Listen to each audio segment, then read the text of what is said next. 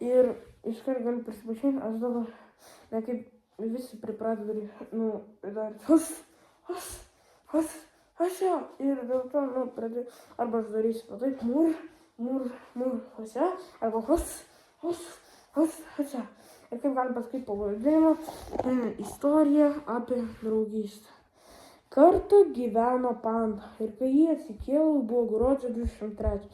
Jai reikėjo ruoštis kūčiams, kalėdoms ir dar paskui naujiems metams. Ir dėl to ji pradėjo supakuoti dom. Pas jos buvo 3 draugai – Žąsinas, Sraigė ir Voveraitė. Žąsinai supakavo Uno Minecraft, Sraigiai supakavo mašinytę, o Voveraitė supakavo akinius. Paskui jie pradėjo daryti patiekalus. 1 patiekalą, 2, 3, 4 ir 5.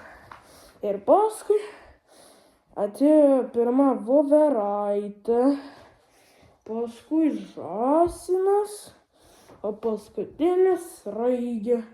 Ir jie visi pradėjo valgyti ir kai visi pradėjo išeidinėti, kiekvienam davė po dovaną. Panda Žąsinai davė Uno, žiauriai džiaugiasi. Sraigiai davė mašinytę. Sraigė buvo žiauriai patiko mašinytė. O Voveraitė padovanavo akinius. Ji irgi buvo linksma. Ir kai visi išėjo, panda susitvarkė, ji nepamatė savo dovanos. Ir ji liūdnai išėjo miegoti. Ir kai ji atsikėlus, prie eglutės stovėjo dovanos.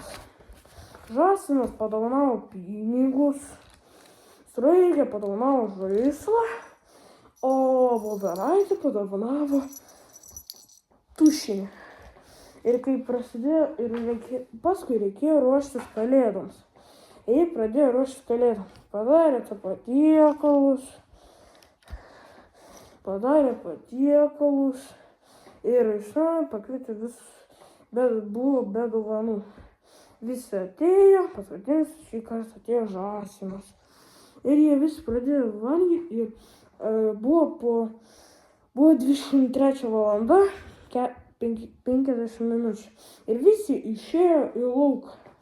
Ir jie pradėjo pasiruošę leisti fejerverką ir paleido fejerverką ir žiūrėjo į grožį.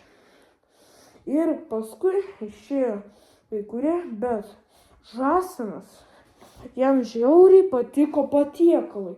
Ir dėl to padovanavo žaisliuką, kuris panda neįmanoma svajojo. Ir jis žiauriai padėkavo Žąsinui ir Žąsinas jai padėkavo už skanius patiekalus. Kai visi išėjo, jis susitvarkė ir panda išėjo gerai miegoti. Ir tai buvo galas visiems atėjom.